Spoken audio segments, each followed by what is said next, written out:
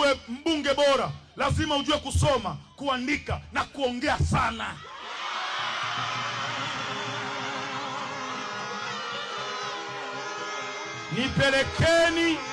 Nipelekeni bungeni wakazilete barabara, aidha kwa hoja au kwa kelele, maana ni kelele tu.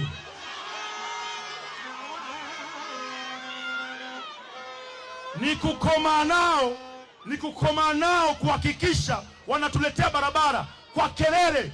Hapumui huyo waziri atakayepewa na dhamana ya ujenzi wa jimbo hili la Kigoma mjini au wa nchi yetu ya Tanzania, hatopumua yeye mpaka watoto wake. Juzi nilienda kwa Shemdoe kwake, nyumbani kwake, sikumkuta. Nilienda kwake sikumkuta. Nikaenda nikaniuliza hata shemeji yangu naye sikumkuta. Nikakuta watoto wake maana niliona sura zinafanana na Shemdoe mtupu, nikajua ni watoto wake. Lengo niko nataka nikakae na Shemdoe tuongee kifamilia kuhusiana na barabara za Kigoma mjini.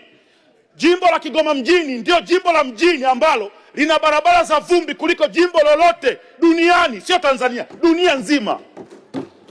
Nataka nikuhakikishie, ukienda kata ya Mwanga Kaskazini kuna barabara inaitwa barabara ya Serengeti ambayo inaunganisha kata ya Mwanga Kaskazini na kata ya Gungu.